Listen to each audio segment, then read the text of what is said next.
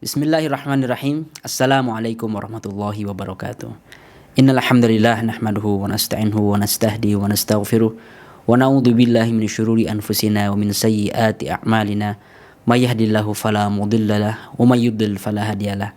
Asyhadu an la ilaha illallah wa asyhadu anna Muhammadan abduhu wa rasuluhu la nabiyya ba'da.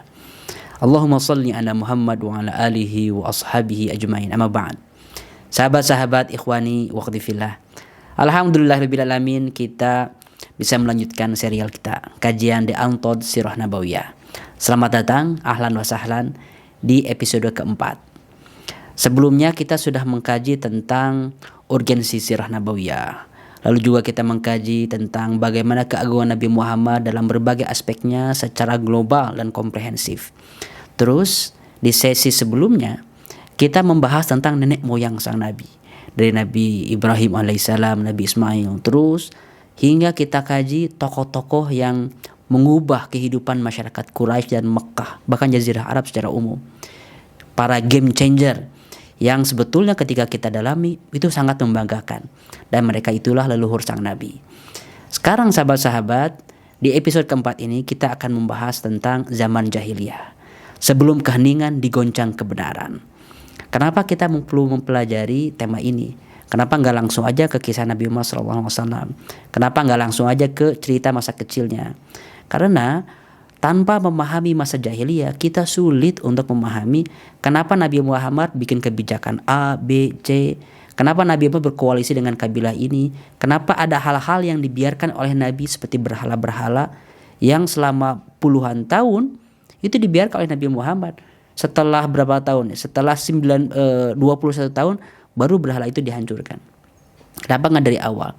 Kenapa Nabi Muhammad SAW tidak langsung melarang khamar? Semua itu akan kita fahami kalau kita mengerti tabiat masyarakat jahiliyah.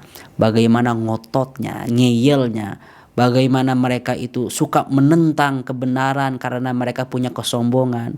Dan bagaimana ada orang-orang yang punya ketulusan, orang-orang yang punya solidaritas, siapa yang perlu kita rekrut, siapa yang menjadi mitra koalisi.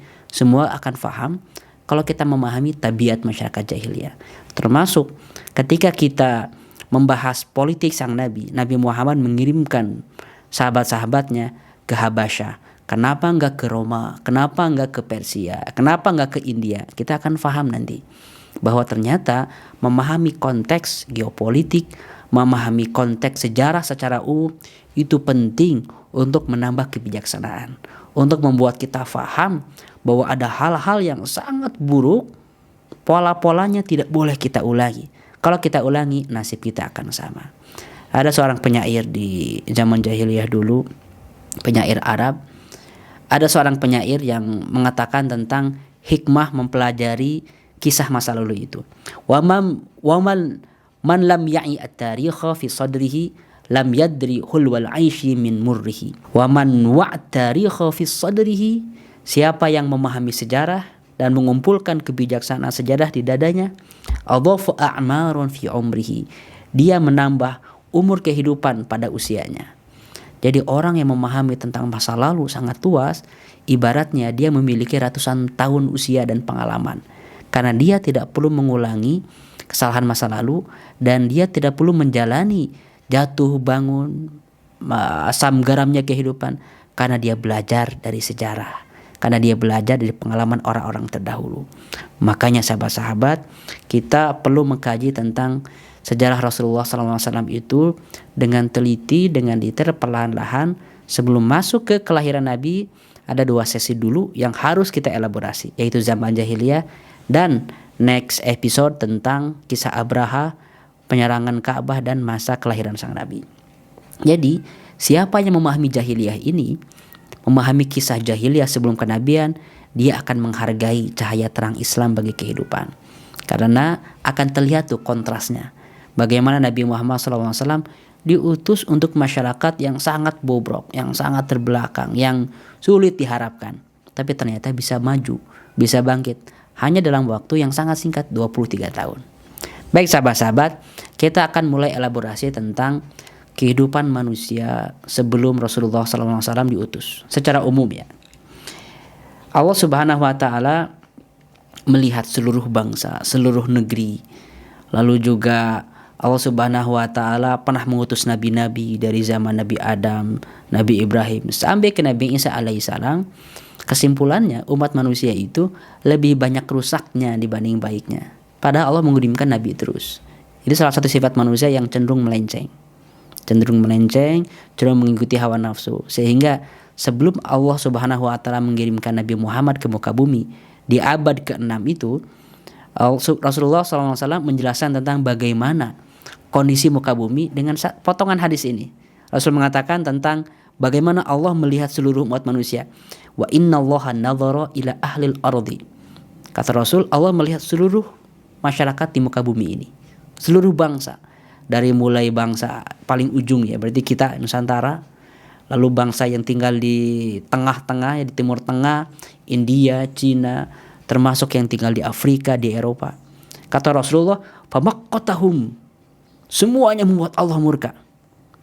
Semuanya membuat Allah murka. Arabahum wa ajamahum. Orang Arab, orang non-Arab, semuanya membuat Allah murka sekali. Illa baqaya min ahlil kitab. Kecuali segelintir ahli kitab. Jadi orang yang benar sebelum munculnya Nabi itu bisa dihitung jari sedikit sekali. Saking sudah rusaknya. Di zaman itulah Rasulullah diturunkan. Di zaman itulah Rasulullah dikirim untuk sebuah umat. Bukan hanya umat Arab, tapi untuk seluruh umat manusia. Kita lihat petanya sahabat-sahabat. Ini saya sudah menyiapkan sebuah peta khusus untuk memudahkan sahabat-sahabat dalam memahami konstelasi geopolitiknya. Jadi kita desain khusus sehingga lebih memudahkan kita melihat daerah-daerahnya. Di custom langsung ini. Kita lihat nih, Rasulullah SAW itu nanti akan diutus oleh Allah di kota Mekah yang kecil. Siapa saja yang hidup di sekitar kota Mekah, ada sebuah peradaban besar, sahabat-sahabat. Ada peradaban Romawi yang membentang. Dari mulai Eropa sana sampai ke Turki modern. Dulu namanya Bizantium atau Konstantinopel, ibu kotanya yang sekarang menjadi Istanbul. Kekuasaannya luas sekali.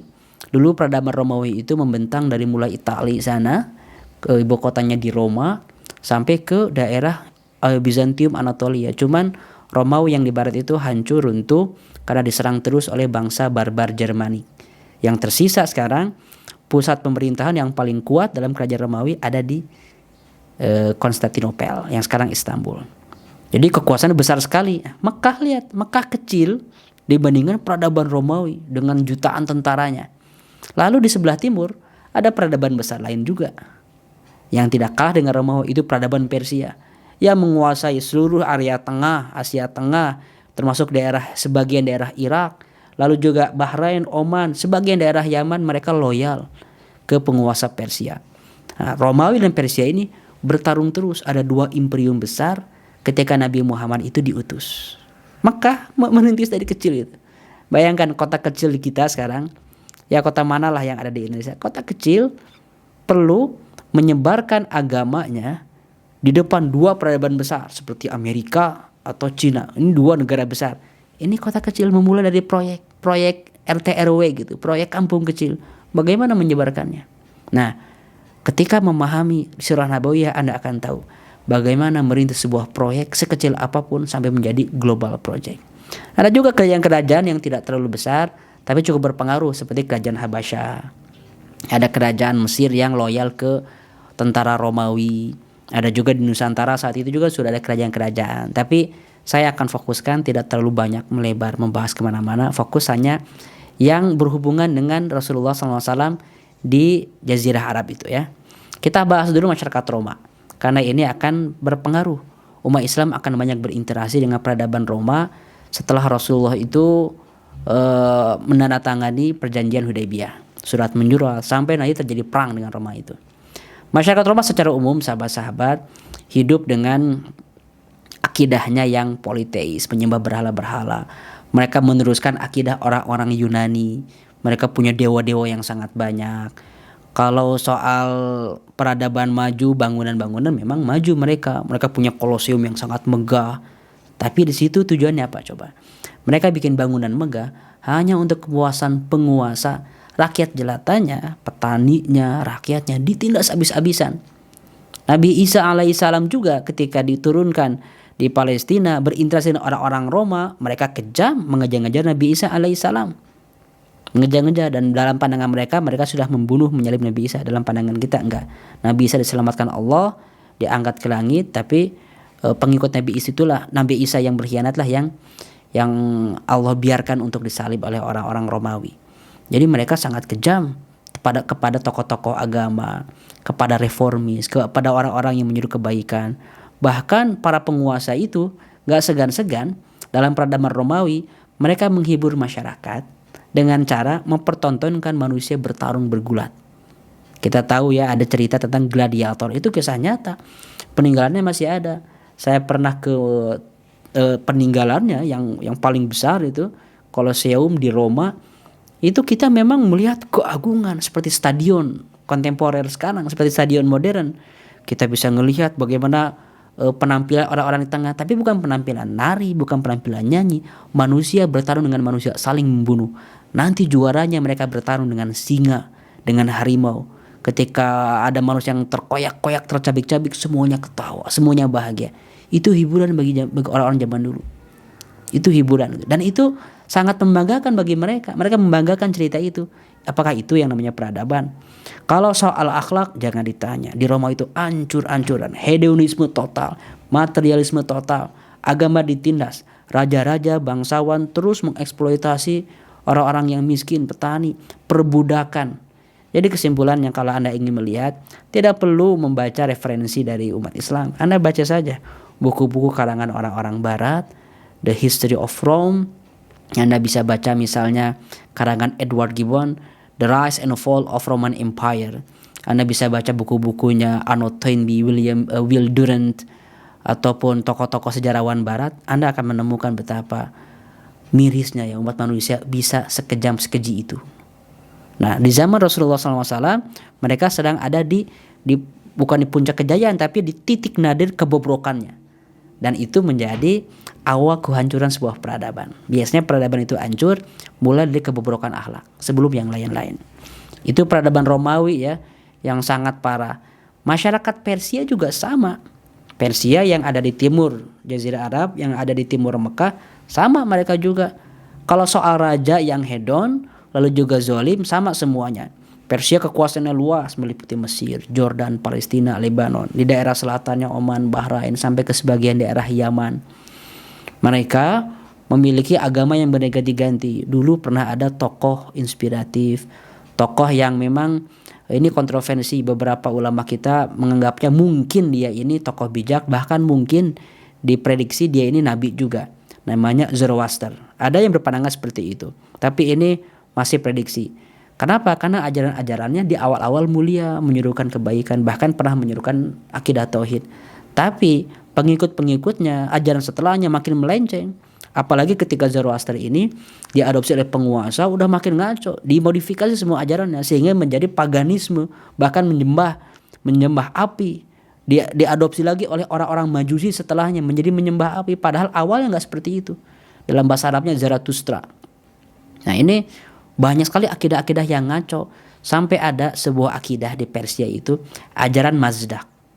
Ajaran Mazdak ini parah sekali. Dia mengajarkan kepemilikan bersama, komunisme total.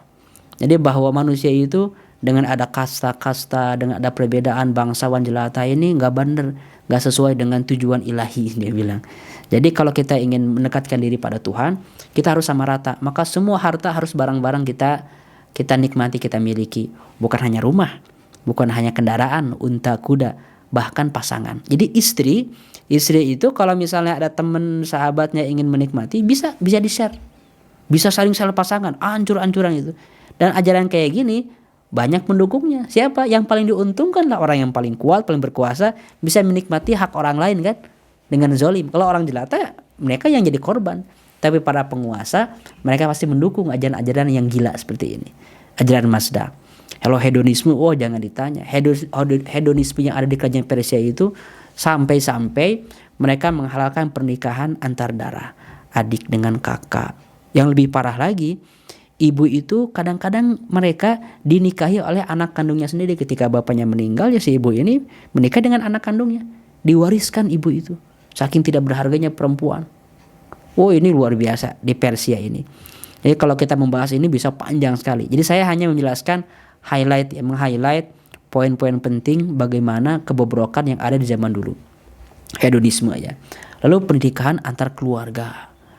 Bagaimana raja-raja itu biasanya mereka tidak mau keturunannya menikah dengan orang di luar keluarga, sehingga mereka menikahi anaknya sendiri, menikahi saudarinya sendiri, ingin menjaga kemurnian darah mereka. Setelah itu ketika ada penyakit, gara-gara DNA mereka berdekatan, cacat, mereka baru tahu rasa. Tapi kan tidak mengerti soal ilmu DNA zaman dulu. Yang jelas ketika ilmu DNA sekarang ketahuan oleh ilmuwan-ilmuwan bahwa pernikahan sesama darah itu akan menciptakan generasi yang lemah, bisa jadi ada cacat misalnya, bisa jadi tidak sempurna fisiknya gara-gara ada ketidakcocokan DNA, itu baru ketahuan sekarang. Tapi sejak zaman dulu Allah Subhanahu wa taala sudah mengharamkan pernikahan mahram itu.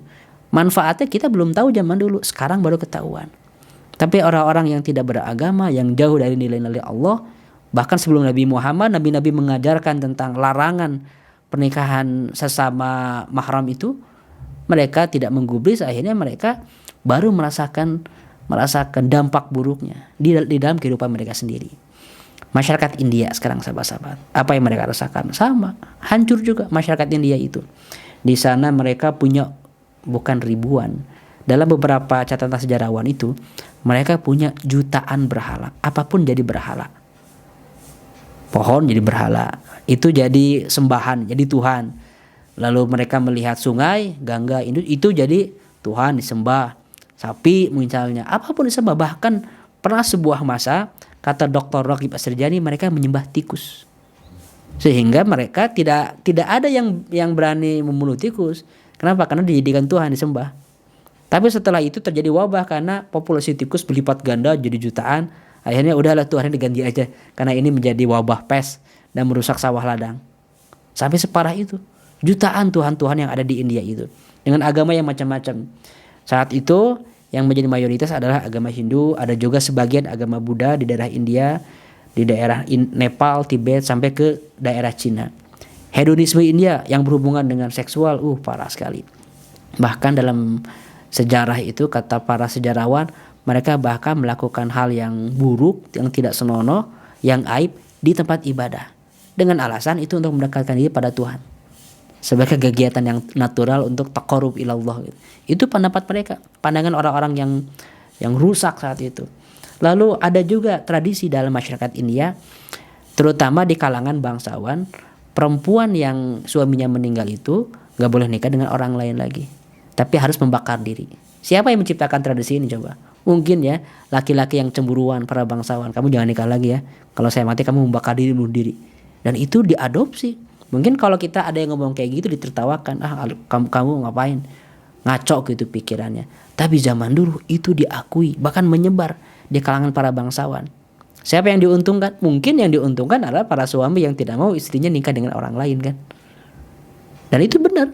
Jadi tradisi mereka loncat ke dalam api untuk bunuh diri, untuk menjaga kehormatan. Yang tidak seperti itu, dia hidup menderita siap-siap. Kenapa? Karena dianggap perempuan yang rusak, tidak mau bunuh diri.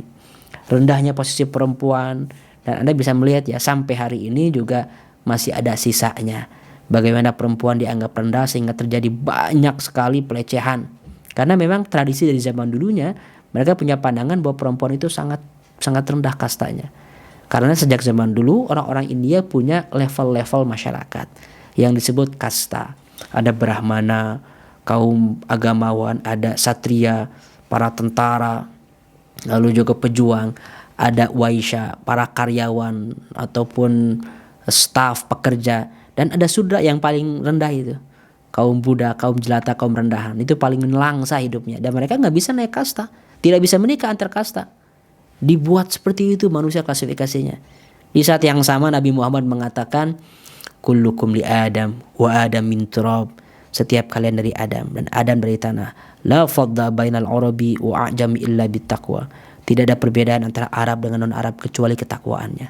Jadi kita akan melihat kontras-kontras ini. Nah, sebelum kita membahas tentang Islam, Nabi Muhammad membawa nilai agung, kita pelajari dulu betapa rusaknya orang-orang zaman dulu. Biar kita menghargai apa sih yang dibawa Islam untuk mengubah umat manusia ini, sahabat-sahabat. Masyarakat Yahudi Ini kaum terpilih awalnya. Allah mengirimkan banyak nabi untuk orang-orang Yahudi, tapi tetap rusak mereka ini. Dan banyaknya nabi sebetulnya, banyaknya nabi yang Allah kirimkan ke orang Yahudi itu bukan sebuah kebanggaan. Itu justru menunjukkan sebuah kebandelan sebuah bangsa, sampai-sampai dikirim 1, 2 belasan nabi nggak cukup, tetap aja ngaco, tetap aja rusak. Mereka ini adalah keturunan Nabi Yakub alaihissalam. Yakub itu nama aslinya Israel. Makanya orang-orang Yahudi itu disebut juga Bani Israel atau anak-anaknya Nabi Yakub. Ada juga yang mengatakan nama Ibrani itu, Abriyun itu karena mereka pernah hijrah ya dari Kanaan ke Kanaan. Ada yang mengatakan bahwa nama Yahudi itu berasal dari anaknya Nabi Yakub yang pertama salah satunya, yaitu Yahuda. Yang jelas hubungannya dengan Rasulullah SAW, orang Yahudi itu memiliki ilmu ya tentang kitab suci. Mereka punya ulama-ulama, rahib-rahib. Mereka mempelajari kitab Taurat yang jelas sudah diganti isinya. Mereka mempelajari kitab Talmud, karangan ulama-ulama mereka. Lalu mereka menemukan sisa-sisa dari kitab suci itu yang masih benar ya, menjelaskan tentang Nabi terakhir. Akan datang Nabi terakhir, namanya Ahmad. Nabi terakhir itu akan tinggal dan akan berdinamika di sebuah teritori yang banyak pohon kurma. Makanya orang-orang Yahudi itu banyak yang hijrah untuk mencari daerah yang tempat lahirnya Nabi baru itu. Mereka sudah pede bahwa Nabi baru itu pasti dari kalangan mereka. Sebagaimana Nabi sejak zaman Yakub, Yusuf, terus sampai Nabi Isa, semuanya itu Bani Israel, keturunan Nabi Yakub, nabi-nabi itu. Maka mereka yakin Nabi terakhir ini dari golongan mereka. Banyak yang mulai hijrah ke daerah Hijaz, terutama di Madinah Al-Munawwarah ada Bani Qainuqa, Quraidah, Bani Nadir, dan sebagian lagi tinggal di benteng Khaybar. Itu orang-orang Yahudi karena mereka menanti Nabi mereka. Tapi kalau Anda melihat bagaimana akidahnya, akhlaknya, kerusakan moralnya, perzinahan orang-orang Yahudi, bagaimana pandangan mereka tentang nabi-nabi, parah sekali. Anda baca saja. Dalam kitab sucinya, semua nabi yang kita muliakan, dari mulai Nabi Ibrahim, Nabi Lut, Nabi Nuh, semuanya ahli maksiat. Semuanya pasti bermaksiat dalam versi mereka. Nabi Daud bagaimana. Gak tega saya menyebutkan contoh-contohnya. Tapi yang jelas pandangan mereka tentang nabi-nabi agung kita, dari Nabi Adam sampai Nabi Isa alaihissalam, rusak semuanya. Jadi Anda baca sendiri saja bagaimana pandangan orang-orang Yahudi dalam kitab suci yang sudah mereka distorsi itu tentang nabi-nabi kita. Lalu sahabat-sahabat, masyarakat Kristen gimana? Agama Kristen berkembang saat itu. Umumnya mereka tinggal di daerah Romawi karena saat itu walaupun Nabi Isa alaihissalam ajarannya dimusuhi oleh orang-orang Romawi yang notabene tauhid ya. Nabi Isa alaihissalam dalam keyakinan kita sebagai muslim adalah nabi yang mengajarkan akidah tauhid. La ilaha illallah juga, tidak ada Tuhan selain Allah. Tidak ada Tuhan Bapa, Tuhan Anak, nggak ada. Nabi Isa nggak pernah mengajarkan itu. Itu keyakinan kita.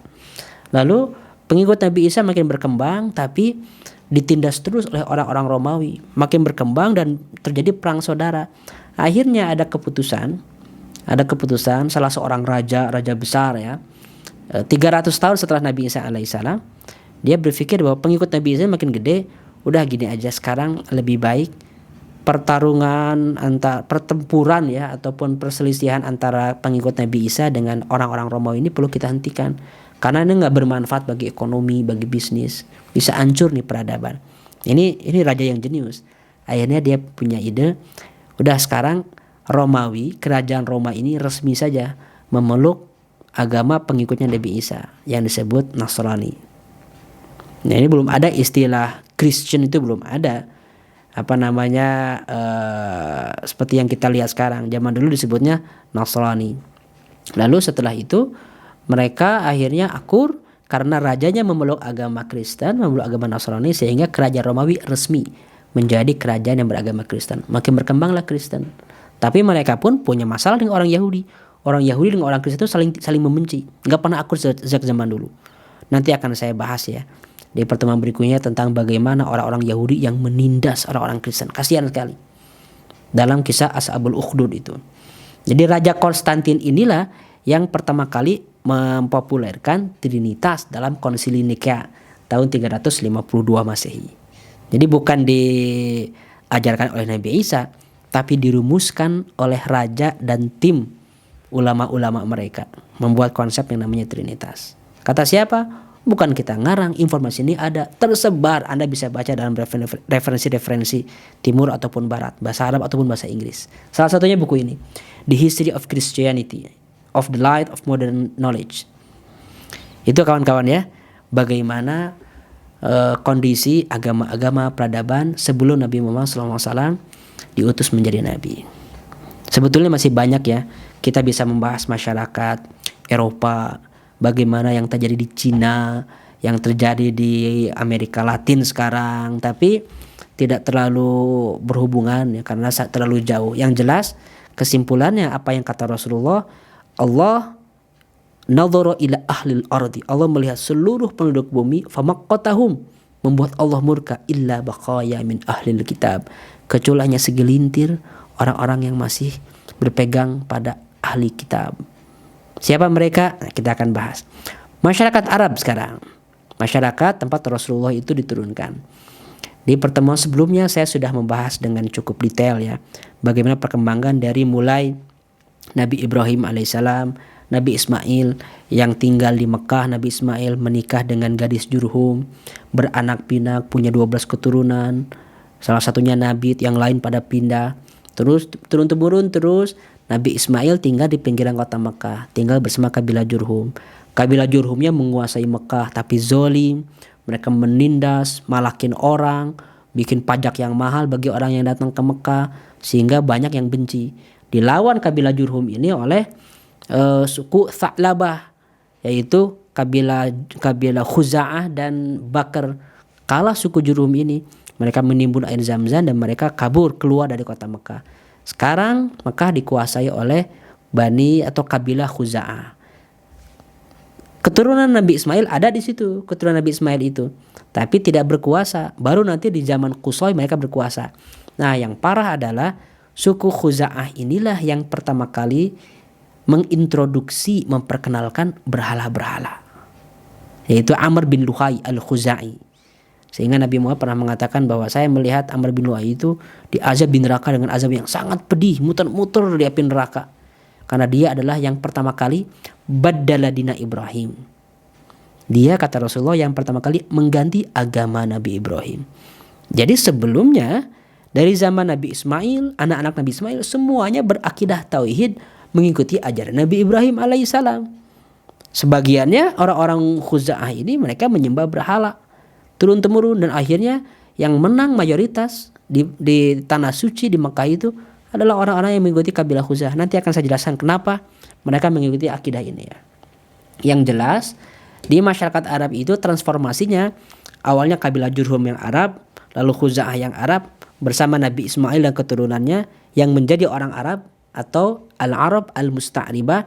Mereka tinggal bersama, mereka jaraknya cukup lama. Jarak mereka itu 1800 atau 1600 sebelum Nabi Isa alaihissalam. Karena Nabi Ibrahim itu abad 17 sebelum Masehi ya. Sebelum Masehi artinya sebelum kelahiran Nabi Isa. Sekarang tahun ini, tahun kita ini ya tahun 2024 setelah Nabi Isa alaihissalam lahir kan. Dihitung tahun kita ini tahun Masehi, tahun kelahiran Nabi Isa alaihissalam. Lalu Nabi Muhammad lahirnya kapan? 6 abad setelah Nabi Isa. Jadi jarak antara Nabi Muhammad dengan Nabi Ibrahim cukup lama itu. 6 abad tambah 17 atau 18 abad. Ya, 24 abad, 2400 tahunan jarak antara Nabi Ibrahim dengan Nabi Muhammad. Jauh sekali. Nah, ini kondisi masyarakat Arab, demografinya. Mereka itu tersebar dari mulai selatan, Yaman, Oman, terus ini kayak kotak ya, kayak genjang gini. Orang-orang Arab itu tinggalnya di Bahrain, sebagian lagi tinggal di Irak. Kita lihat ya dari bawah tuh, Yaman, Oman, terus ke atas ke Bahrain, Irak. Nah, sebagian daerah Irak itu orang-orang Arab berbahasa Arab, sebagian lagi mungkin pakai bahasa Persia. Lalu ke Syam, sebagian orang Syam ada yang rasnya orang Romawi, sebagian juga ada orang-orang yang berbahasa Arab seperti suku Ghassan. Palestina, sebagai orang Palestina juga ada orang-orang Arabnya, sebagian lagi mungkin campuran. Terus sampai ke Madinah Al-Munawwarah di utara, di Mekah dan Taif. Inilah, jadi bentuknya seperti jajar genjang ya. Ini teritori masyarakat Arab tersebar di mana-mana di sebuah teritori ini, dan Mekah adalah kota yang di tengah-tengah. Masyarakat Arab itu masyarakat yang memang berpencar-pencar tapi diikat dengan satu kesamaan bahasa. Beda dengan masyarakat Indonesia zaman dulu. Dulu kita tersebar di mana-mana tapi tidak saling mengerti, bahasanya berbeda-beda. Barulah ketika ada penderitaan bersama, common anxiety, ada keresahan bersama, kita bergabung menjadi bangsa Indonesia. Kita mulai mempelajari bahasa Melayu sebagai bahasa Indonesia kita. Tapi kalau orang-orang Arab berbeda. Mereka terpencar-pencar tapi mereka saling mengerti karena dipersatukan oleh satu bahasa ibu, yaitu bahasa Arab. Ya beda-beda aksen sedikit.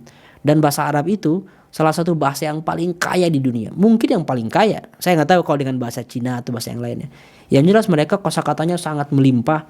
Mereka memiliki 25 juta kosakata, kata para ahli. 25 juta kosakata. Bandingkan dengan bahasa Inggris, jauh. Dengan bahasa Perancis jauh sekali. Apalagi bahasa Perancis, bahasa yang sangat miskin kosakatanya.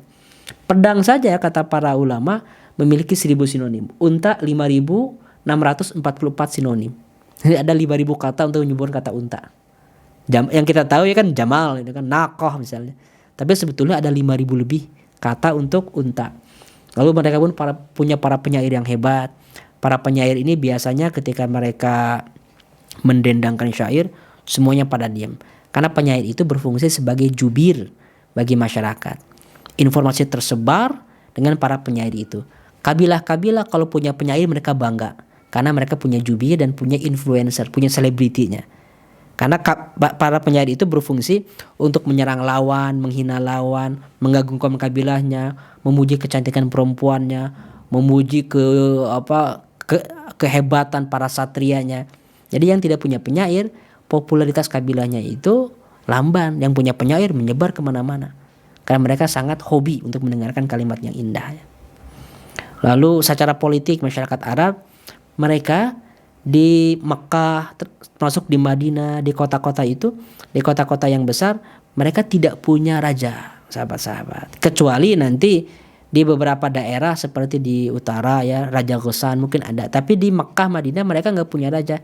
Sistem mereka itu ya mirip ya, saya bilang mirip, tidak sama persis tapi mirip republik. Karena mereka menjalankan pemerintahan bersama-sama. Sistemnya perwakilan itu diwakili oleh kabilah. Jadi ada kabilah-kabilah, kabilah-kabilah ini memilih kepala suku inilah yang rapat bareng-bareng dalam musyawarah.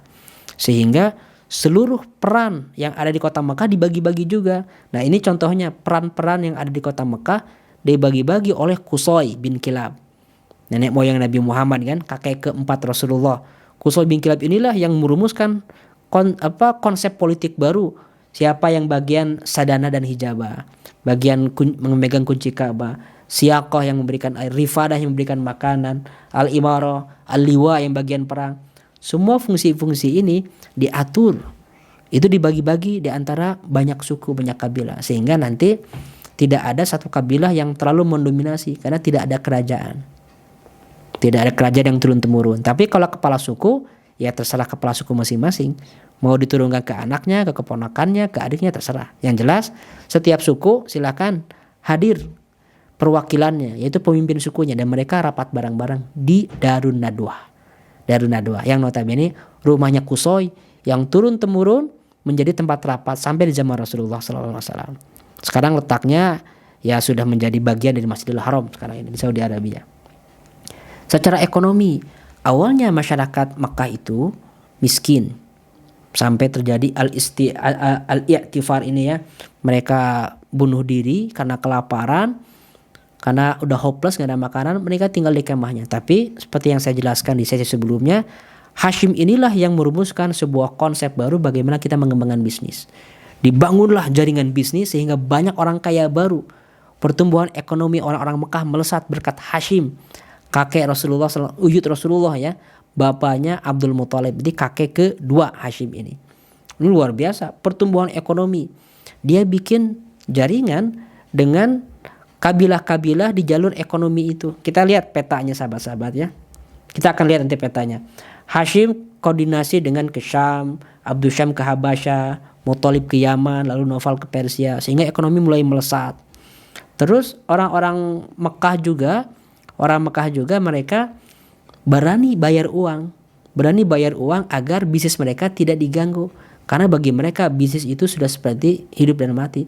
Kalau bisnis orang-orang Mekah itu hancur, mereka nggak punya apa-apa lagi, kembali lagi miskin melarat. Sebelum Hashim kan mereka miskin. Setelah datang Hashim dibangun jaringan bisnis ke Yaman dan juga ke Syam, mereka mulai jadi kaya. Jadi kalau mereka hancur bisnisnya, mereka udah mati. Makanya ini berhubungan nanti dalam perang Badar. Ingat ya, jalur bisnis ini adalah hidup mati orang-orang Quraisy. Nanti kita akan paham ketika menceritakan tentang perang Badar. Dari sini makanya penting mempelajari zaman jahiliyah dan masyarakat Arab. Mereka membayar kelompok Ahbas sebagai tentara bayaran untuk menjaga rute dagang. Dikawal ya oleh mercenaries ibaratnya. Mercenaries itu adalah tentara bayaran. Kolaborasi dengan suku-suku di jalur Syam, Yaman, Irak. Bahkan orang-orang Mekah, mereka ini tidak memihak. Ada konflik antara Persia dan Roma. Mereka tidak memihak karena mereka berusaha netral. Kalau mereka memihak, nanti di jalur dagang ke bagian Romawi, kalau memihak Persia akan dirampas, akan dikerjain, mungkin akan dibunuh oleh orang-orang Roma karena dianggapnya antek-antek Persia. Sebaliknya, kalau mendukung Persia ketika jalur dagangnya ke Yaman, ketemu dengan para tentara Persia, nanti akan dibunuh, dianggap sebagai mata-mata Romawi. Maka orang-orang Quraisy itu punya sikap netral dalam politik internasionalnya. Tidak membela Persia, tidak membela Romawi. Lalu juga perempuan-perempuan ikut bisnis enggak? Banyak yang ikut bisnis, tapi tidak bisnis langsung kayak Khadijah, Hamdoliyah, ibunya Abu Jahal, itu para pengusaha. Tapi biasanya mereka itu mencari direktur-direktur untuk mengelola bisnisnya, pergi ke luar negeri. Mereka hanya mengelola administrasi keuangan dan sebagai investornya. Jadi perempuan-perempuan Mekah juga mereka perempuan yang sangat strong ya, independen, punya pendirian dan juga banyak orang-orang yang hebat. Perempuan Mekah itu. Alat tukar di masyarakat Mekah itu mereka tidak memiliki mata uang khusus sendiri, tapi menggunakan mata uang Persia ataupun mata uang Romawi. Kadang menggunakan logam, kadang menggunakan emas, perak. Ukurannya ada beberapa ukuran ya, ini informasi aja. 1 sol itu 2,5 gram, 1 mud 650 gram, 1 uqyah itu 1 ons. Karena nanti ketika kita membahas itu banyak transaksi itu pakai angka-angka ini, berapa mud misalnya, berapa uqyah. Ini budak ini dijual nih, berapa uqyah emas? 10 uqyah emas, 20 uqyah emas, tambah kali aja. Kalau 20 uqyah emas berarti 20 ons emas. Nah, itu cara menghitungnya ya. Nanti kita akan masuk ke angka-angka ini ketika membahas isi sirah nabawiyah Rasulullahnya ya. Mereka ilmunya memang terbatas sahabat-sahabat. Tidak ada literasi, tidak ada ilmu filsafat, tidak ada universitas apalagi. Enggak seperti di peradaban lain yang punya sekolah-sekolah. Tapi bukan berarti mereka tidak punya ilmu. Mereka punya ilmu juga berdasarkan akumulasi pengalaman. Ilmu astronomi, mereka melihat bintang, bisa tahu orang-orang itu rute dengan melihat bintang. Atau mereka punya navigasi, pengetahuan rute darat. Cuman yang menarik ini, orang-orang Arab itu mereka agak takut dengan laut. Pernah Ammar bin Asir berkomentar tentang kondisi laut itu gimana, kondisi yang sangat tidak meyakinkan, kata berbahaya, peluang mati lebih tinggi dibanding hidup. Karena mereka bukan orang-orang pesisir ya, beda dengan orang-orang Yunani, orang-orang Mesir yang dekat laut. Mereka terbiasa dengan jalur dagang laut. Tapi orang-orang Arab, kalau misalnya ada perjalanan yang harus melewati laut, lebih baik mereka muter lewat darat dibanding lewat laut. Tapi akhirnya membuat mereka sangat menguasai jalur darat. Jadi antar kota yang berjauhan itu mereka tahu rute, tahu bagaimana mencari satu teritori yang agak teduh sebagai tempat singgah, rest area di mana mereka bisa mendapatkan air, transitnya, sumur-sumurnya. Mereka tahu rute itu. Nah, orang-orang yang tahu rute sebagai sebagai guide biasanya diperbantukan sebagai pembimbing rombongan dagang, kafilah dagang. Berharga sekali profesi itu. Nah, itu orang-orang Arab ya. Mereka juga punya ilmu sejarah. Sejarah itu memang tidak ditulis dalam dokumen, dalam manuskrip, tapi di sini mereka punya kemampuan hafalan yang sangat kuat sehingga nasab itu bin terus mereka hafal sampai 30 tahapan, 30 level ke atas itu mereka bisa hafal tuh orang-orang Arab. Bukan hanya nama tapi cerita mereka, sejarahnya, biografinya. Mereka punya tradisi Ayyamul Arab, hari-hari bangsa Arab. Punya majelisnya. orang yang menguasai ilmu nasab, mereka menjadi guru biasanya. Dihormati, dihargai, didengarkan, dan berpengaruh. Di antaranya Abu Bakar As-Siddiq. Abu Bakar As-Siddiq adalah pakar sejarah atau pakar nasab. Sangat memahami tradisi bangsa-bangsa Arab sehingga dia jago politik. Nanti Nabi Muhammad ketika berdakwah butuh didampingi oleh Abu Bakar karena Abu Bakar sangat mengerti tentang konstelasi politik. Lalu pengobatan sedikit. Sehingga sahabat-sahabat kalau Anda tahu tentang tradisi ini, Anda akan akan mulai cautious, akan mulai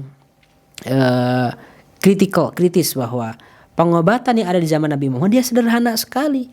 Bukan berarti itulah pengobatan Islam, bukan. Itulah pengobatan yang ada dan minim di masyarakat Arab, dan Nabi Muhammad menggunakan pengobatan yang minim itu. Tapi kalau ada ilmu yang lebih canggih pasti dipakai oleh Nabi Muhammad. Cuma di zaman Nabi ya itulah yang ada. Ada bekam, ada alkai dengan setrika panas, ada habatus sauda sebagai multivitamin zaman dulu ya. Madu misalnya untuk daya tahan tubuh. Pengobatan-pengobatan yang sangat sederhana, dan itu pun bukan Rasulullah yang menciptakan, tapi masyarakat yang ada. Jadi jangan mempersepsikan tentang pengobatan-pengobatan itu kalau ingin pengobatan Islam sesuai dengan yang ada di zaman Rasulullah. Enggak, itu hanyalah pengobatan yang ada di zaman masyarakat Arab yang kebetulan dipakai oleh Rasul karena bermanfaat. Tapi kalau ada yang lebih bermanfaat, jangan terbatas hanya itu, tambah. Bukan berarti yang ada di zaman Rasul kita hilangkan, dipakai karena bermanfaat, terbukti. Semua yang disebutkan Rasulullah bermanfaat, tapi tidak membatasi, justru ditambah. Ini ya sangat terbatas kemampuan kedokteran masyarakat Arab saat itu. Sastra tinggi, kemampuan sastra itu nanti saya jelaskan. Kemampuan militer juga canggih, tapi mereka tidak memiliki tentara besar. Jadi mereka jago bertarung hanya satu lawan satu, hanya satu kelompok, tidak pasukan besar ya. Karena jumlah mereka juga sedikit-sedikit kabilah-kabilah. Lalu apakah ada orang-orang yang menyembah Allah Subhanahu wa taala saat itu? Apakah masih tersisa? Ada sebagian. Allah Subhanahu wa taala menurunkan berbagai kitab, mengutus berbagai nabi. Salah satunya adalah Nabi Ibrahim alaihissalam, Abul Anbiya. Allah mengatakan, "Makana Ibrahimu Yahudiyan wala Nasraniyan walakin kana hanifan musliman wa ma kana minal musyrikin." Nabi Ibrahim itu bukan orang Yahudi, bukan orang Nasrani, tapi seorang yang menganut agama Hanif. Hanif itu artinya agama yang lurus. Dia muslim dan dia bukan orang yang musyrik. Dalam surat Ali Imran ayat 67. Nah, Nabi Ibrahim inilah yang mengajarkan akidah tauhid ke generasi-generasi setelahnya. Sehingga ada orang-orang yang meneruskan. Orang yang meneruskan itu cuma jumlahnya sedikit sekali, segelintir. Dari zaman Nabi Ibrahim Ismail ke zaman menjelang Nabi Muhammad diutus, berapa tadi jaraknya? 6 abad tambah 17 abad lah kira-kira ya. Berarti 2300, 2400, ya 2300 tahun lah kira-kira. 23 abad jarak antara Nabi Ibrahim ke Nabi Muhammad SAW. Udah lupa orang tuh agama Hanif itu udah lupa. Tapi ada segelintir orang yang memang persisten, mereka ngotot dengan akidahnya, tidak mau campur bau dengan orang-orang kafir. Bahkan mereka tidak mau memakan sembelihan orang-orang kafir yang menyembelih atas nama Lata Uzza berhala itu. Di antaranya ada Qus bin Sa'idah al-Iyadi. Dia mengikuti agama Hanif. Keliling dunia untuk mempelajari agama, mencari guru-guru itu. Ada Umayyah bin Abi Salt. Dia awalnya sebetulnya percaya dengan tauhid dan dia meninggalnya di zaman Rasulullah ketika Rasul sudah jadi nabi, tapi dia gengsi. Ketika tahu nabi baru penerus Ibrahim itu anak muda yang namanya Muhammad, dia nggak mau, gengsi. Dia lebih memilih ikut agama Kristen dan meninggal dalam keadaan seperti itu. Lalu juga ada orang-orang yang memang mereka bersepakat nih, orang-orang ini untuk mencari kebenaran. Mereka ngumpul bareng, bikin pengajian, bikin forum. Yuk kita mencari kebenaran, masing-masing mencari dengan versinya sendiri. Karena mereka butuh ekosistem orang soleh lah. Di sekitarnya kan rusak semua. Lalu apa yang mereka lakukan? Mereka berpetualang mencari agama. Ada Ubaidah bin Jahsh berpetualang, dia masuk agama Kristen. Lalu Muslim dan Kristen lagi. Lalu Utsman bin Huwairits cari agama kemana-mana. Zaid bin Amr bin Naufal, dia juga mengikuti agama Nabi Ibrahim. Zaid bin Amr bin Naufal ini bapaknya Sa'id bin Zaid. Sa'id bin Zaid ini salah seorang sahabat yang dijamin masuk surga. Dan Nabi mengatakan Saya melihat katanya nanti di padang mahsyar itu setiap nabi bersama umatnya. Nabi Ibrahim dengan umatnya, Nabi Musa dengan umatnya, Nabi Musa banyak umatnya, Nabi Muhammad dengan umatnya. Dan saya melihat Zaid sendirian. Dia ini sendirian karena dia tidak mengikuti Nabi Muhammad karena meninggalnya sebelum Nabi Muhammad ada, dan dia masuk mengikuti agama Nabi Ibrahim tanpa melihat Nabi Ibrahim, sehingga dia nanti sebagai satu umat sendirian dan insya Allah dia masuk surga. Zaid ini itu membahagiakan bagi anaknya ya, Sa'id bin Zaid ini. Waraqah bin Naufal nanti ketemu Nabi Muhammad di akhir hayatnya dan mungkin dia masuk Islam ya. Sebelumnya dia mengikuti agama Kristen. Dia melihat ini rusak agama orang-orang Quraisy menyembah berhala. Dia mencari guru-guru sampai akhirnya dia memutuskan masuk agama Kristen. Sampai akhirnya dia memutuskan memeluk agama Kristen, dan dia bahkan menuliskan kitab suci dengan tangannya sendiri. Dia bisa baca tulis ya. Ada Khalid bin Sinan bin Qais. Nah, tokoh-tokoh ini diantara yang memegang teguh agama Nabi Ibrahim dan mereka pindah ke agama yang lain. Agama yang ada zaman dulu sebelum Nabi Muhammad. Lalu menurut catatan Dr. Mahdi Rizqullah Ahmad, ada juga tokoh-tokoh yang lain yang konsisten mengikuti ajaran Nabi Ibrahim, tapi mungkin tidak sempurna ya.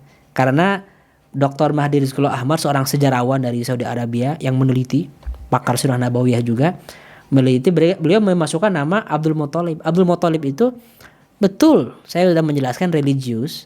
Beliau tahu ada Allah Subhanahu wa taala, tapi beliau juga memberikan sesajen ke berhala-berhala, juga ikut tradisi orang-orang Quraisy yang menyembah berhala. Jadi ya orang-orang yang Hanif itu juga tidak semuanya murni. Ada yang percaya ada Allah, mengikuti ajaran Nabi Ibrahim, tapi ada campurannya, ada tambahan-tambahan, dan itu masuk syirik juga.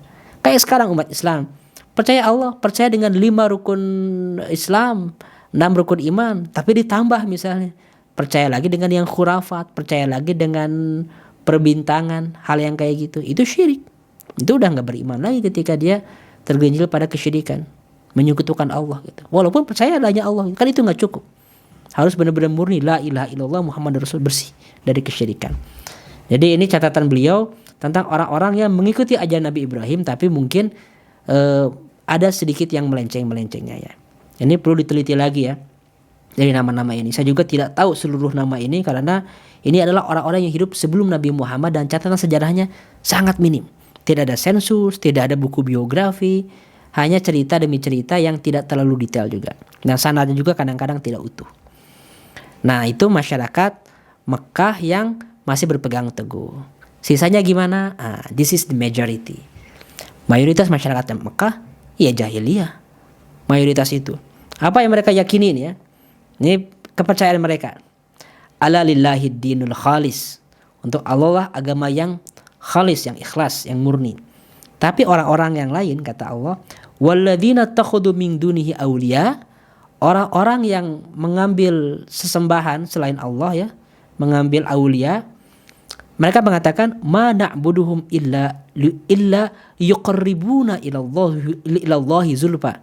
Kami mengambil mereka sebagai sembahan, sekutu itu justru untuk mendekatkan kepada Allah, akan makin dekat kepada Allah katanya. Itu alasan mereka yang ngeles mereka. Kenapa menyembah berhala? Ya kita kan rusak, kita ini banyak dosanya, kotor. Maka ingin dekat dengan Tuhan gak bisa langsung menyembah Allah, harus melalui perantara. Perhatikan mindset ini, bahaya sekali mindsetnya. Hari ini ada orang yang kayak gitu? Banyak orang yang seperti itu. Ketika berziarah ke kuburan, malah berdoa kepada mayit yang ada di kuburan. Pada mayitnya juga sedang disiksa mungkin, atau sedang diazab.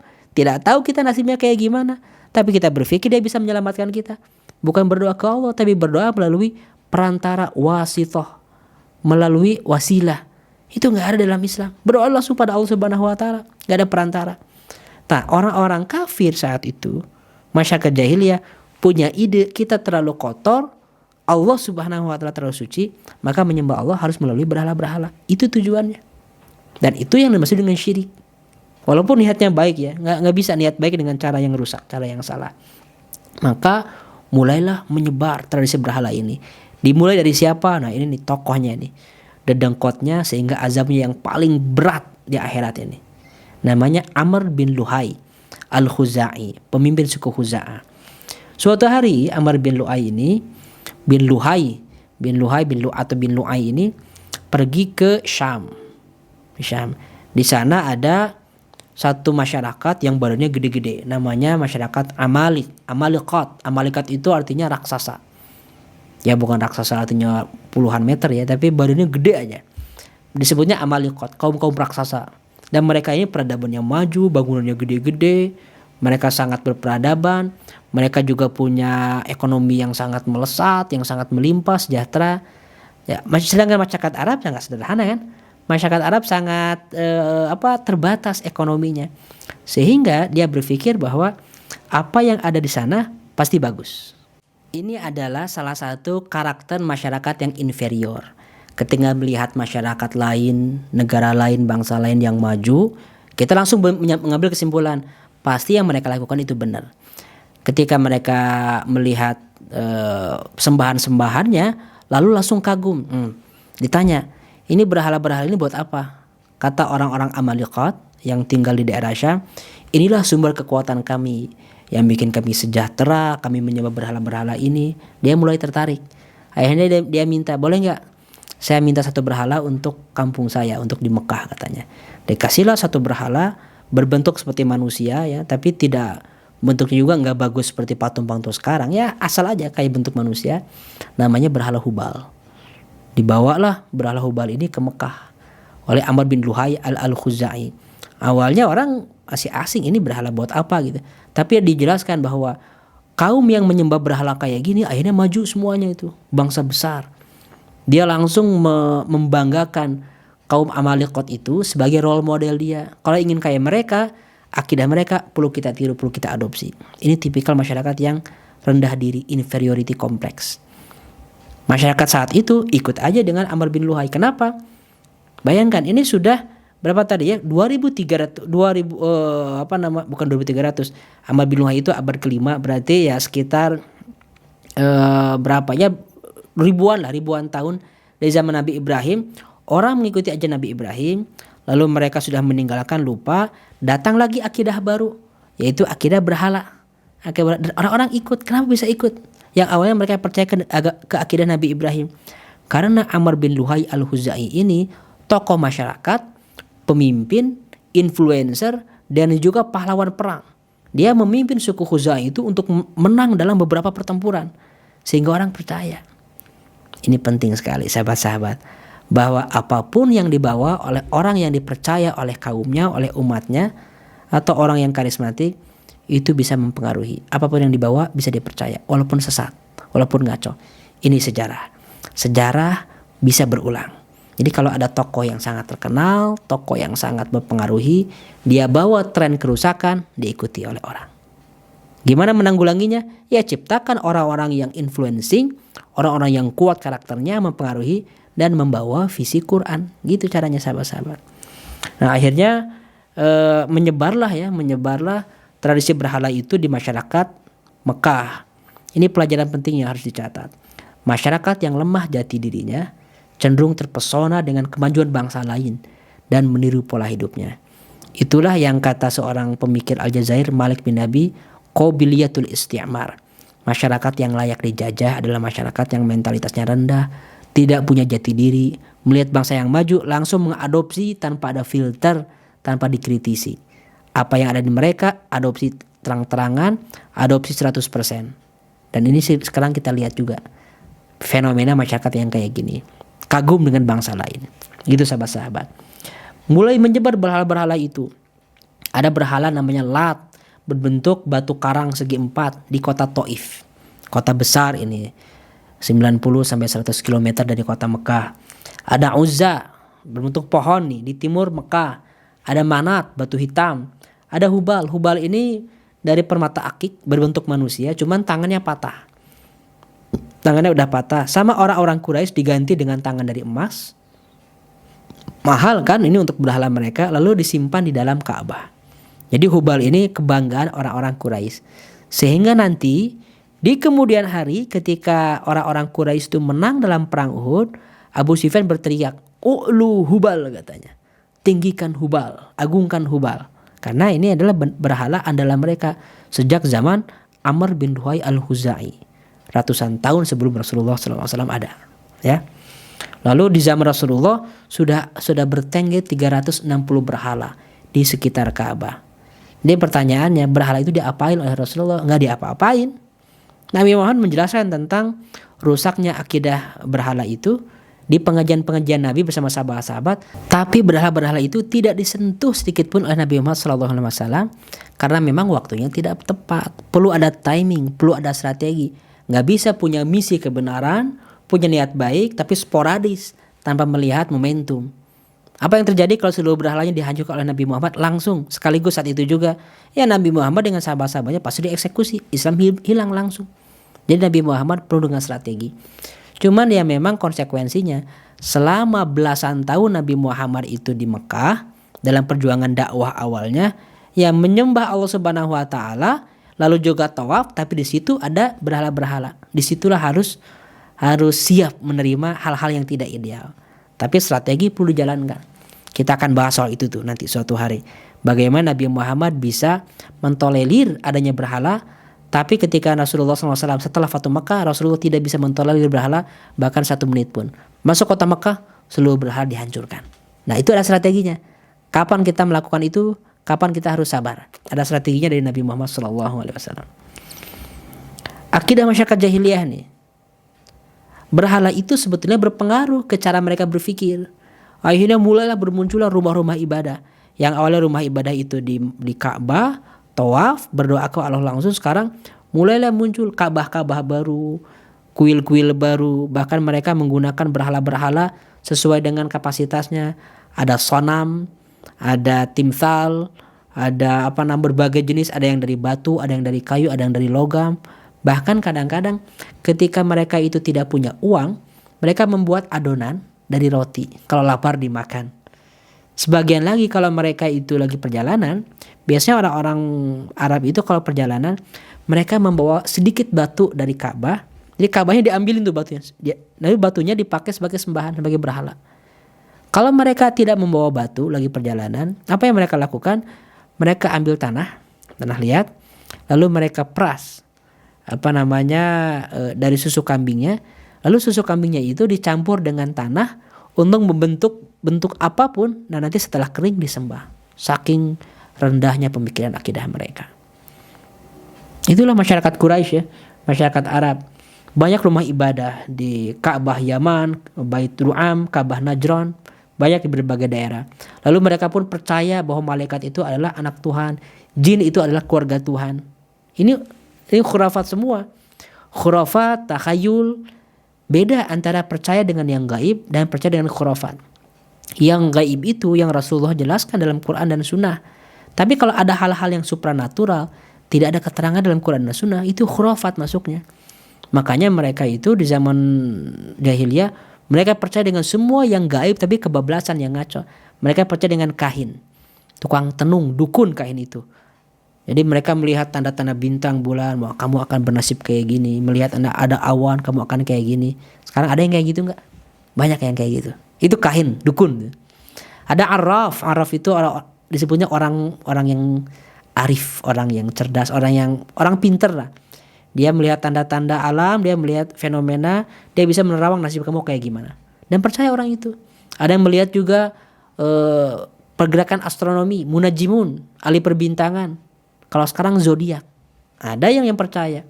Tatoyur mungkin kita tanpa sadar sering. Tatoyur itu melihat nasib kita melalui burung. Kalau ada burung hitam, burung putih, kalau burungnya mati, kalau burungnya terbang, kalau burungnya lewat, berarti kita punya nasib tertentu.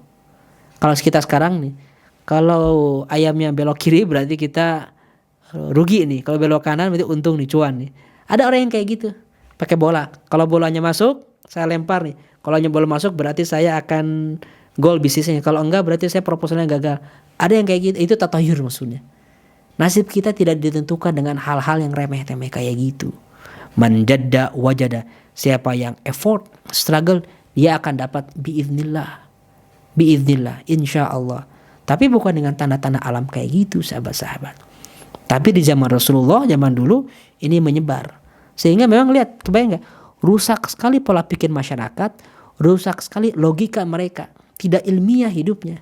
Ketika Nabi Muhammad datang dengan strategi besar, hidup ilmiah, mereka kaget. Oh, ada ajaran yang semulia ini ya. Lalu permusuhan, perang terjadi di mana-mana. Mereka adalah kaum yang hobi berperang, bertarung. Pernah ada perang gara-gara apa? Gara-gara Basus. Basus ini unta betina milik Bani Bakar.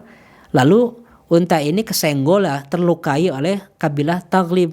Akhirnya Bakar ini nggak terima karena untanya si Basus ini ya, membalas sakit hati sang unta. Akhirnya perang 40 tahun perangnya, bayangkan. Gara-gara untanya kesenggol.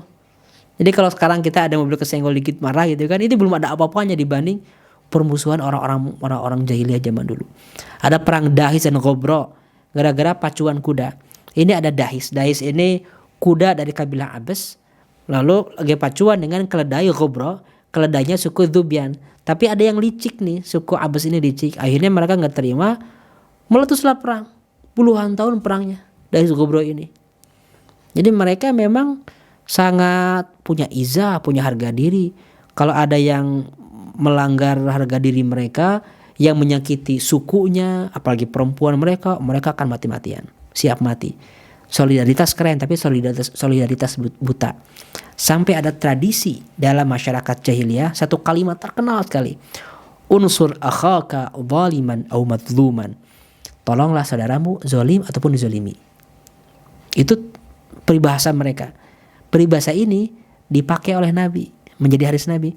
Unsur akhaka zaliman au madluman. Tolonglah saudaramu dizalimi ataupun sedang zalim. Para sahabat nanya, ya Rasul, kalau saudara kita dizalimi kita membantu wajar, tapi kalau saudara kita zalim masa kita bantu? Maksudnya gimana? Kata Nabi, kalau itu yang terjadi, antamna'uhu minadh-dhulm. Bantu dia yang lagi zalim itu dengan menstop kezaliman dia. Nahyu munkar artinya. Jadi peribahasa orang Arab itu untuk solidaritas bagus peribahasanya. Cuman maknanya yang salah kaprah, diredefinisi, diubah maknanya. Oh, membantu sahabat yang terzolimi, bantu dia agar mereka selamat. Tapi yang sedang zolim, bantu dia agar dia stop dari kezolimannya. Itu caranya. Tapi secara umum memang mereka sulit diingatkan, karena mereka sangat membabi buta kalau sudah marah. Mereka punya muru'ah, izah, punya harga diri, kehormatan yang sangat tinggi. Makanya orang-orang Arab itu sulit untuk dijajah karena mereka punya harga diri yang tinggi. Mereka walaupun secara peradaban, secara militer jauh kalah dengan orang Romawi, orang Persia, tapi orang-orang Arab Mekah mereka tidak dijajah, mereka independen. Dan orang Romawi Persia pun tidak kepikiran untuk menjajah orang-orang Mekah. Kenapa? Karena nggak ada hartanya apa gitu. Kering kerontang. Justru orang Mekah membantu perekonomian orang-orang Romawi dan Persia dengan bisnis mereka itu kan. Tapi mereka tidak punya kekayaan alam, jadi mereka nggak punya kebutuhan menjajah teritori Mekah gitu. Atau mereka juga percaya dengan cerita Abraha yang dihancurkan Allah sehingga mikir ribuan kali untuk menyerang Mekah itu. Sosial sekarang kita bahas. Kejahilian mereka dalam bidang sosial, akhlak mereka, nih tradisi mereka nih, khomer, mabuk dalam berbagai situasi. Mau makan mabuk, setelah tawaf mabuk, lagi pesta mabuk jelas. Bahkan ketika perang mabuk dulu, setelah perang mabuk, sakaratul maut pun mabuk. Ada beberapa orang yang sudah diambang kematian, sakaratul maut mereka mabuk dulu, bersyair lagi setelah mabuk itu. Itu tradisi mereka. Sehingga khomer itu yaitu udah jadi minuman biasa sehari-hari. Sahabat-sahabat yang nanti masuk Islam pun sebelum mereka Islam banyak yang mabuk. Setelah masuk Islam pun masih banyak yang mabuk. Sebelum turun larangan dari Allah Subhanahu wa taala secara tegas ya. Undian mereka. Ya samalah dengan orang-orang zaman sekarang. Ketika orang hopeless, miskin, yang mereka cari adalah kemudahan. Jalan paling cepat, shortcut yang cespleng, yang gak banyak effort. Makanya disebutnya maisir. Judi itu mudah, kemudahan. Azlam, undian itu. Qidah, banyak. Qidah itu dari panah, dikocok nanti keluar anak panah yang mana. Barulah orang nanti dapat untung, rugi, misalnya taruhan. Banyak caranya. Itu tradisi mereka sehari-hari. Ngundi, judi gitu. Riba juga. Riba nasi'ah. Termasuk paman Nabi Abbas bin Abdul Muthalib. Itu punya riba yang sangat banyak. Dia kaya, ngasih pinjam uang ke orang-orang dengan riba. Banyak dia untungnya dengan riba itu. Abbas itu. Rasulullah gak pernah riba. sejak mudanya, walaupun belum diangkat menjadi nabi. Tapi masyarakat Quraisy secara umum itu jadi biasa riba itu. Nih saya pinjamin 10 dinar. Kalau nggak bisa bayar 2 bulan, nanti tambah lagi bunganya, jadi 12 dinar. Bulan depannya nggak bisa bayar lagi, jadi 14 dinar, gitu terus. Bunga berbunga, adhafan mudha'afah. Apalagi perbudakan. Perbudakan itu standar di masyarakat Arab. Biasanya orang-orang Habasyah atau orang-orang dari kampung terpencil. Bahkan ada juga kampung-kampung yang diserang, ketika mereka kalah, yang kalah itu jadi budak. Setelah jadi budak, mereka nggak sesederhana itu kabur. Karena saya kan orang merdeka, saya diperbudak gara-gara kalah perang, saya kabur lah, nggak bisa gitu. Kalau statusnya budak dan orang semuanya tahu, kalau Anda kabur disebutnya abiq, abdul abiq, budak yang kabur itu akan dikejar, diburu oleh seluruh masyarakat. Jadi nggak sederhana itu, saya memerdekakan diri, nggak bisa. Harus dimerdekakan oleh tuannya dan diakui oleh publik, barulah Anda merdeka. Walaupun Anda bisa kabur, tapi nanti masyarakat sekitar akan memburu Anda seumur hidup. Perbudakan di mana-mana dan nggak dihargai budak itu. Perzinahan sekarang, zina menjadi tradisi. Lihat, ini adalah beberapa model pernikahan yang ada. Zina semuanya. Ada nikah istibdha, bagi mereka nikah, tapi dalam Islam statusnya zina. Nikah istibdha ini, seorang suami mengirimkan istrinya ke tokoh besar, digauli beberapa lama sampai hamil dan melahirkan, baru dikembalikan ke suaminya. Buat apa? Karena ada pemahaman yang rusak bahwa masyarakat sana pingin punya anak dari tokoh hebat, lebih ganteng, lebih keren, lebih pintar, lebih berkuasa, mudah-mudahan lebih mujur nasibnya. Itu akidah yang rusak, pemikiran sesat. Tapi pemikiran ini didukung oleh para bangsawan, dipopulerkan. Ya jelas mereka dapat untung kan, menikmati perempuan-perempuan. Dan ini populer tradisi. Ya orang-orang jelata, orang biasa, si suaminya mengirimkan istrinya dan mereka tidak malu. Itu pernikahan biasa aja. Digauli oleh tokoh terkenal, setelah hamil baru dibalikin ke suaminya. Ada juga jenis pernikahan poliandri. Satu perempuan dengan 2 sampai 9 laki-laki. Tidak lebih dari 10 ya. 2 sampai 9 laki-laki digauli sampai nanti dia hamil. Nanti perempuan ini memanggil semua laki-laki yang ada, yang pernah menggaulinya, tinggal milih. Kamu bapaknya ya. Setelah dipilih bapaknya ini, maka dia harus menikahi perempuan ini. Nggak tahu itu anak siapa. Poliandri dulu, setelah hamil baru milih bapaknya yang mana. Ada nikah syighar, barteran anak nih. Saya punya anak, kamu punya anak. Nanti setelah dewasa, saya menikahi anak kamu, kamu menikahi anak saya. Walaupun terpaut usia yang jauh, tapi nggak usah saling bayar mahar, karena kita barteran anak perempuan. Ada yang kayak gitu, parah sekali. Ada nikah badal. Kalau punya istri bisa gantian barteran dengan sahabat yang lain di badal. Ada tradisi nikah kayak gitu. Nikah siri, sembunyi-sembunyi, ini istri simpanan. Banyak zaman dulu juga tradisi kayak gini. Ada nikah mut'ah, nikah sementara dibayar pakai uang, setelah 2 minggu, sebulan cerai gitu. Nanti nikah dengan yang lain lagi 2 bulan cerai, kawin kontrak gitu. Ini kan perzinahan semua sebetulnya. Walaupun ada beberapa sekte Islam yang menggunakan nikah mut'ah ini, tapi itu tidak dibenarkan dalam akidah kita, sahabat-sahabat. Perempuan perlu dihormati, dihargai dengan pernikahan yang real. Sekali menikah untuk seumur hidup, bukan untuk dipisahkan, untuk diceraikan, atau untuk sementara. Apalagi diniatin dengan cara-cara seperti ini. Ini menjadi tradisi masyarakat jahiliyah.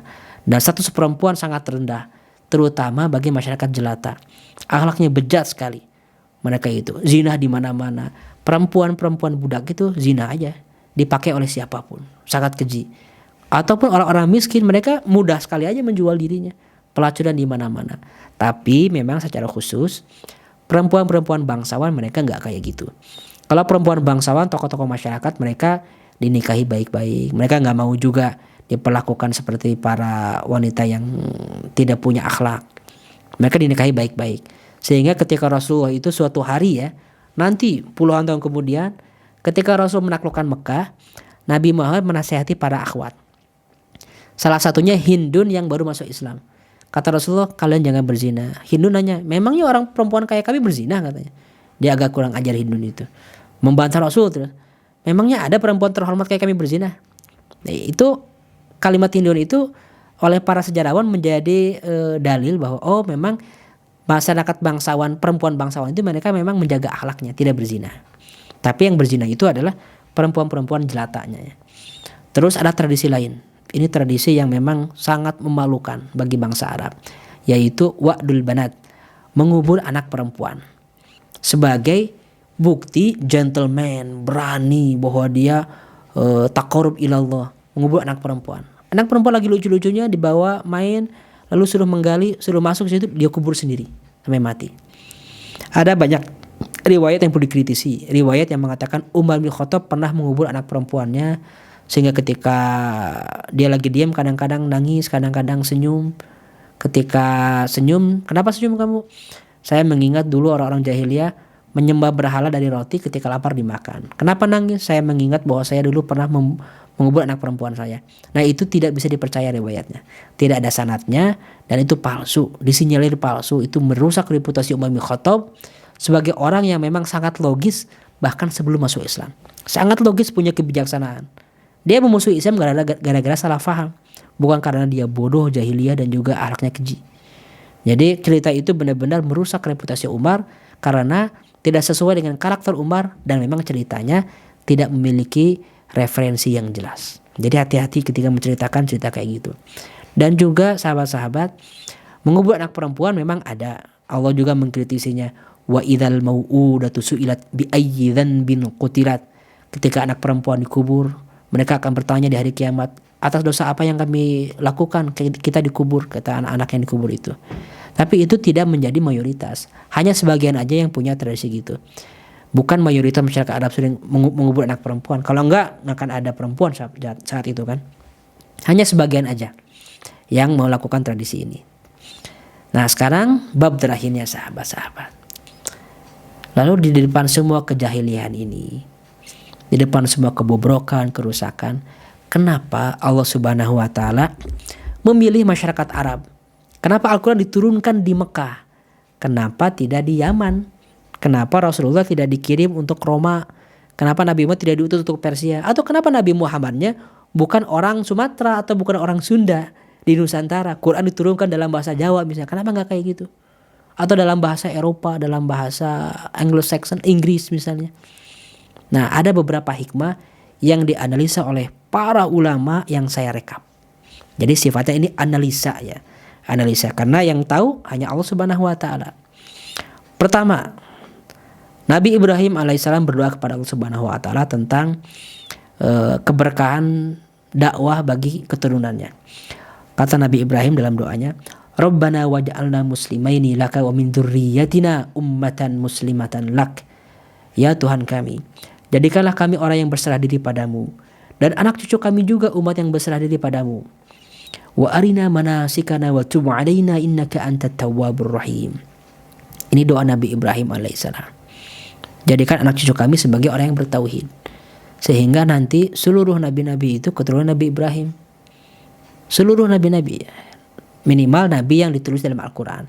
Kalau nabi yang tidak ditulis dalam Al-Quran, kita nggak tahu itu keturunan siapa, kita nggak tahu nasabnya, bahkan kita tidak tahu namanya.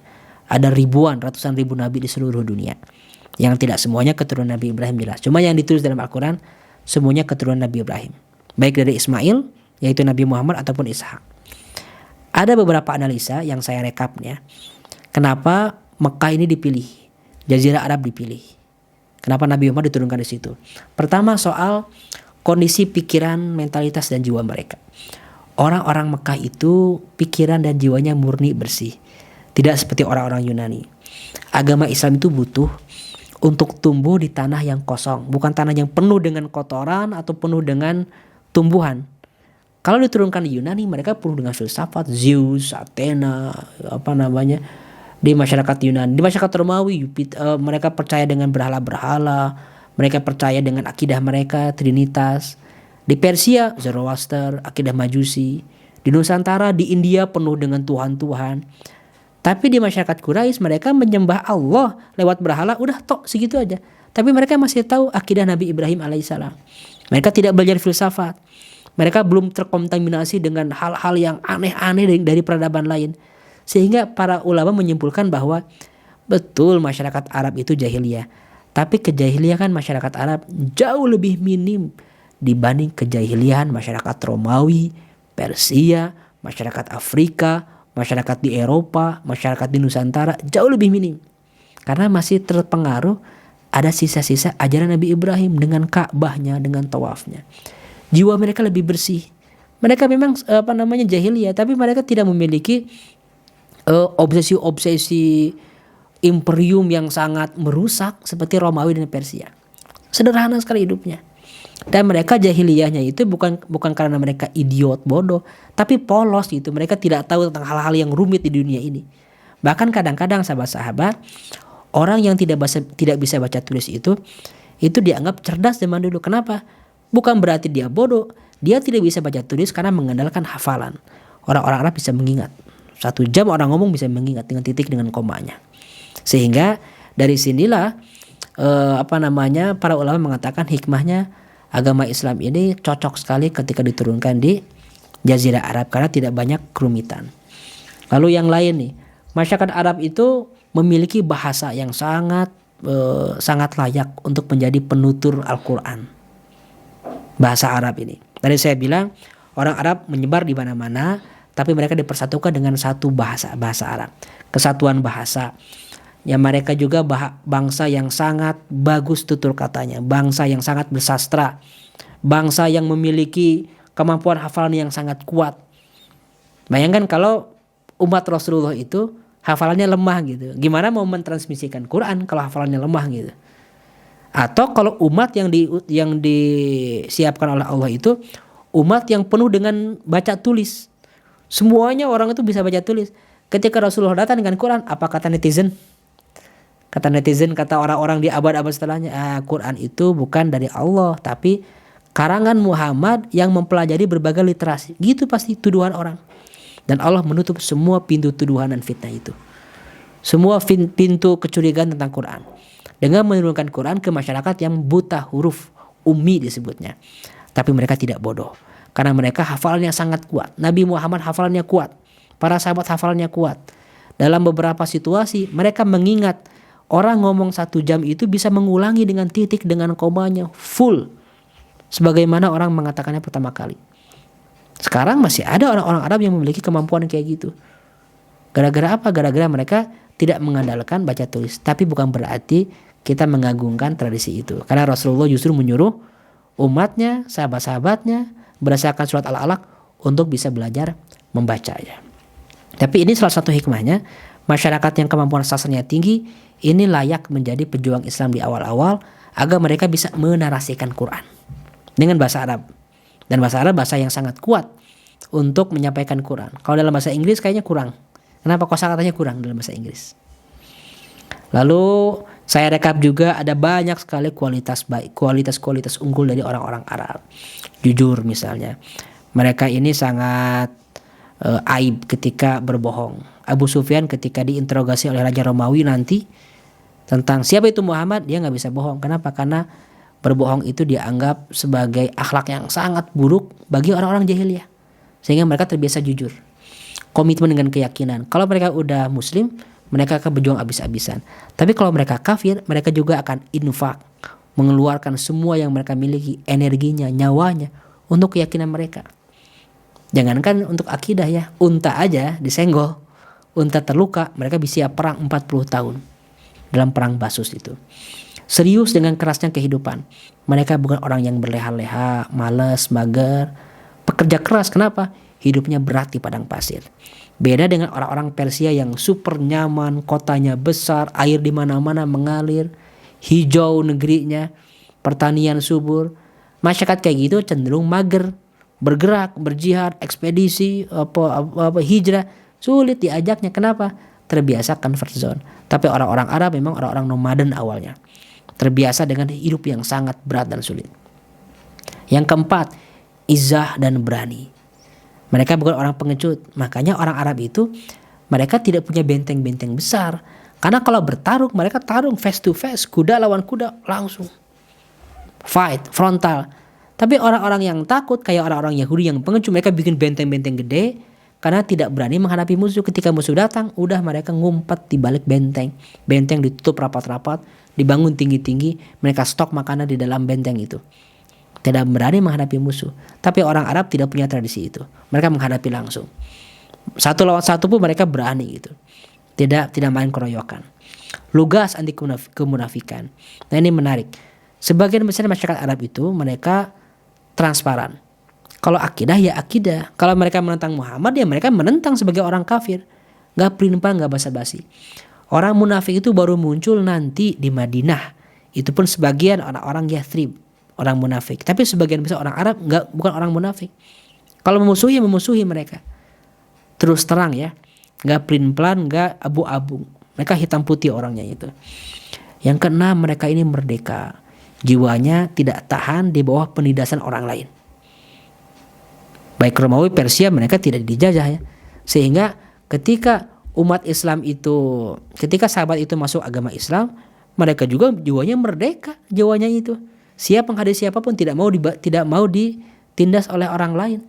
Apalagi setelah punya akidah. Jadi orang-orang kayak gini lah batu bata yang sangat kuat untuk membangun peradaban Islam. Yang tujuh, cinta alam, karena terbuka, lapang di padang pasir itu. Dermawan. Masyarakat nomaden dan masyarakat di padang pasir sangat bergantung pada solidaritas, saling memberi. Kalau pelit sulit. Makanya orang-orang Arab secara umum dermawan. Zaman dulu ya, kalau sekarang mungkin bisa berubah ya beberapa orang Arab. Tapi zaman dulu sangat dermawan, infak gampang. Salah satu tokoh terkenalnya adalah Hatim At-Ta'i yang selalu menyembelih unta ketika ada tamu, siapapun itu gitu. Terkenal kedermawanannya itu. Jadi orang yang kayak ginilah yang layak memikul beban dakwah. Kenapa? Dia tidak pelit dengan apa yang dia miliki. Untuk perjuangan, mau perjuangan Islam atau perjuangan melawan Islam, mereka akan mengeluarkan infak. Karena tabiat dasarnya dermawan. Jadi kedermawanan mereka itu tidak dibuat-buat, disuruh oleh Rasulullah, karena memang dari dalam dirinya mereka itu orang-orang dermawan, mau berbagi. Sederhana. Orang sederhana penting sekali. Jadi tidak rumit, tidak ribet hidupnya. Hijrah bawa barang sedikit, siap itu. Hidupnya pas-pasan, siap. Kalau orang-orang yang sering dalam comfort zone, banyak permintaannya, wah sulit itu. Sulit, gak gesit diajak bergerak. Tapi orang-orang Arab saat itu orang yang terbiasa dengan segala kekurangannya. Sehingga siap dalam kehidupan seberat apapun. Dan 10 realistis. Tidak banyak, memang mereka ini tidak banyak planning, tidak banyak apa. Sehingga nurut ke Rasulullah. Realistis aja. Siapa yang menang diikuti, gitu aja orang-orang Arab itu. Tidak rumit seperti orang-orang Yunani, orang Romawi, orang Persia atau orang India. Nah, secara ekonomi pun sahabat-sahabat, Arab itu di Mekah itu strategis sekali. Tadi saya bilang ya bahwa Yaman ini adalah jalur perdagangan. Jalur perdagangan dari orang-orang Habasyah, lalu juga dari Asia Tenggara, dari India.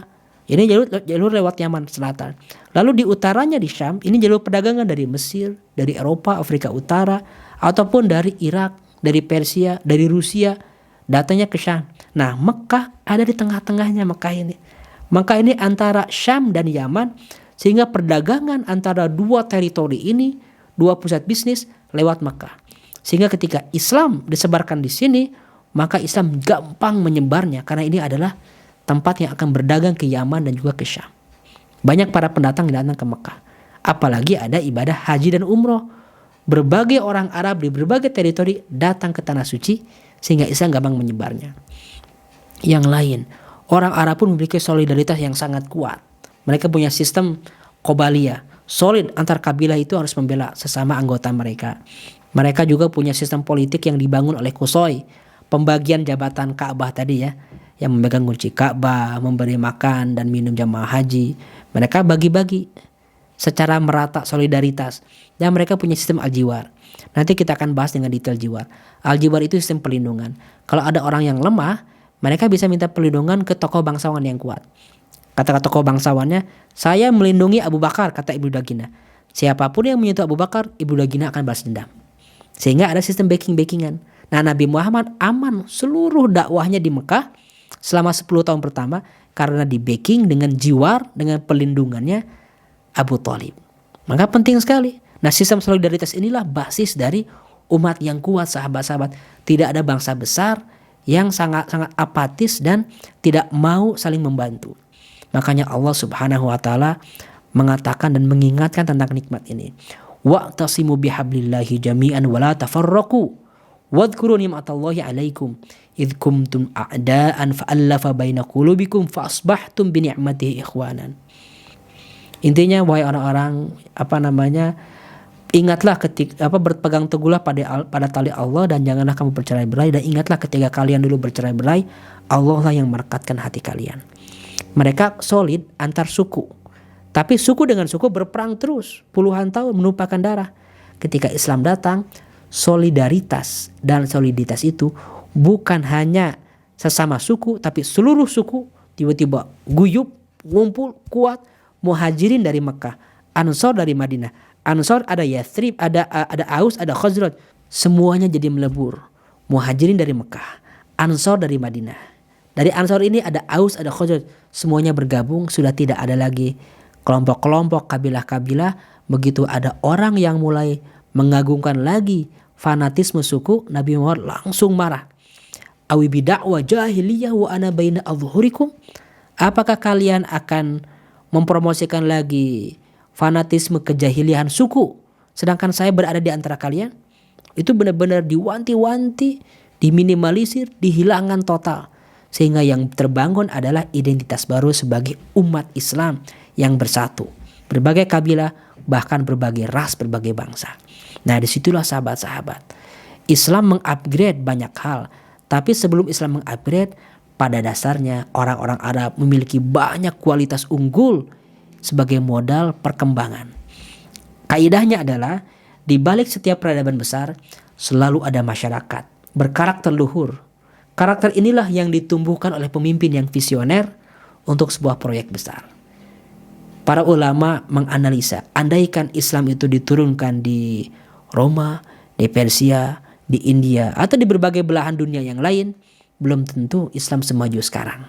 Tapi Allah Subhanahu wa taala a'lam wa ahkam, yang maha tahu dan maha bijak di mana Allah meletakkan risalahnya, di mana Allah menurunkan nabinya, yaitu di Jazirah Arab, di Mekah Al-Mukarramah, yang terbukti dalam waktu 23 tahun Nabi Muhammad mengubah lanskap masyarakat jahiliyah ini menjadi masyarakat berperadaban. Sehingga Rasul mengatakan khairul quruni qarni, masyarakat terbaik, generasi terbaik adalah generasiku. Tsummal ladzina yalunahum, tsummal ladzina yalunahum. Kemudian generasi setelahnya dan generasi setelahnya.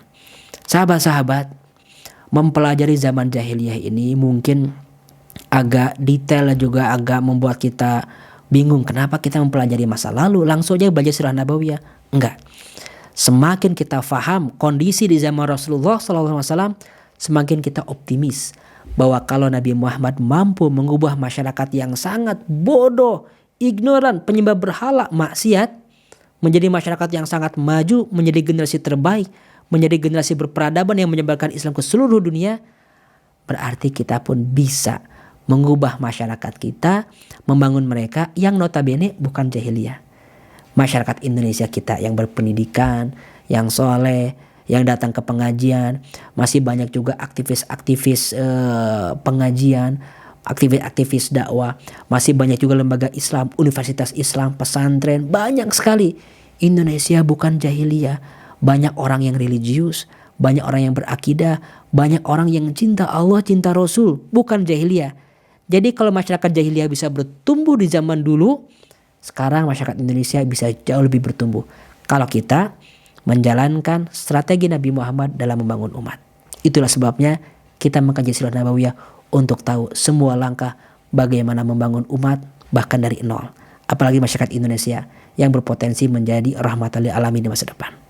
Wallahu a'lam bishawab. Assalamualaikum warahmatullahi wabarakatuh. مولاي صل وسلم دائما أبدا على حبيبك خير الخلق كلهم. مولاي صل وسلم دائما أبدا على حبيبك خير الخلق كلهم. محمد سيد الكونين والثقلين. محمد سيد الكونين والثقلين والفريقين من عرب ومن